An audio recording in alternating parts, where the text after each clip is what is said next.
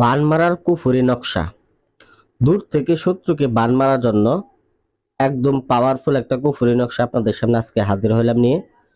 এই নকশাটার মাধ্যমে দেশ থেকে বিদেশ থেকে যে কোনো জায়গা থেকে শত্রুকে মাত্র 24 ঘন্টার মধ্যে বান মেরে শেষ করতে পারবেন, একদম সহজ উপায়ে, একদম সহজ নিয়মে।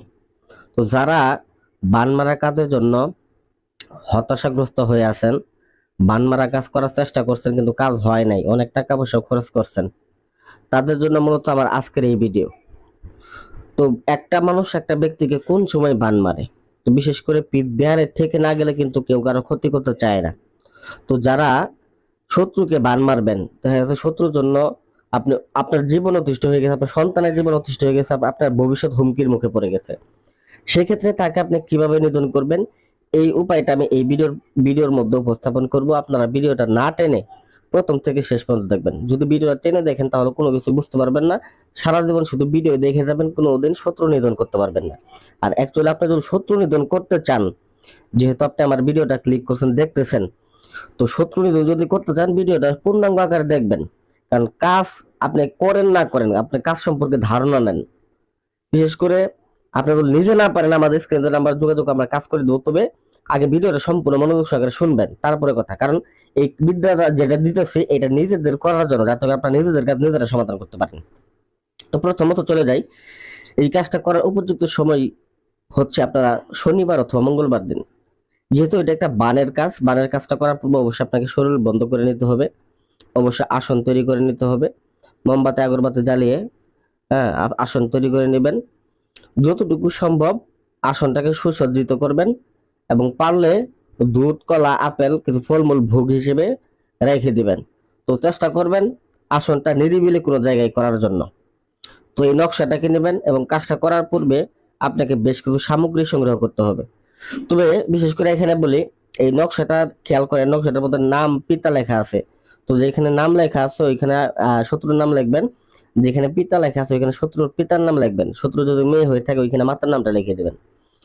লিখে দেওয়ার পরে এখানে স্ক্রিনে দেখেন একটা পুতুল নিছি আমি। তো এই পুতুলটার মধ্যে নকশাটাকে সুন্দর করে পেঁচে পুতুলটার মধ্যে ভরতে হবে। তো নকশাটা লিখবেন কি দিয়ে এবং কি কোথায় লিখবেন, এটাকে আপনার সাপুরদের কাছে গেলে আপনারা দেখবেন বিষাক্ত সাপের খোলস পাওয়া যায়। এই বিষাক্ত সাপের খোলসের উপরে এই নকশাটাকে অঙ্কন করতে হবে। তাই বলবেন ভাই এটা কোথায় পাবো, এটা দেখবেন যে সাপুরিরা বিভিন্ন জায়গায় যে ঘোরাফেরা করে তাদের কাছে গিয়ে বলে হয়তো বা জিনিসটা ম্যানেজ করতে একটু সময় লাগবে, তবে কাজটা আপনার রেকর্ডলি হবে। কারণ দেখা গেছে একটা বানের কাজ সহজ কথা না, মুখ দিয়ে বললেন আর হয়ে গেল এমনটা না। কারণ একটা সামগ্রিক বিষয় আছে, কারণ যে এখানে যে জিনিস দরকার ওই জিনিসই দিতে হবে। সেক্ষেত্রে আপনি অরিজিনাল এবং আসল ফলাফলটা আপনি পাবেন। আপনার যদি সেইখানে দরকার আপনার হইতেছে সাপের খোলস, ওইখানে আপনি গাছের খোলস দিবেন, তো সেক্ষেত্রে তো কাজ হবে না। তো এরকম ভাবে এইটা যদি ম্যানেজ করতে না পারেন, আমাদের কাছে সাপের খোলস আছে, আপনারা কুরিয়ার করে নিতেও পারবেন, এতে কোনো সমস্যা নেই। তো সাপের খোলস এবং বিষাক্ত সাপের দাঁতও আছে, বিষাক্ত সাপের দাঁত এবং বিষাক্ত সাপের খোলসের উপরে নকশা অঙ্কন করে নাম লেখে, পিতার নাম লেখে মুড়াইয়া একটা তাবিজের মধ্যে ভরবেন। ওই তাবিজের মধ্যে আবার একটা বিষাক্ত সাপের দাঁতও দিয়ে দিবেন। দেওয়ার পরে এটাকে এই পুতুলের মধ্যে ভরে নেবেন। বিশেষ করে পুতুলটাকে কেটে এটার মধ্যে ভরে নেবেন। তো মনে রাখবেন আপনার মনের মধ্যে একটা উদ্বেগ, একটা রাগান্বিত ভাব থাকতে হবে শত্রুর প্রতি, এটা কিন্তু থাকতেই হবে।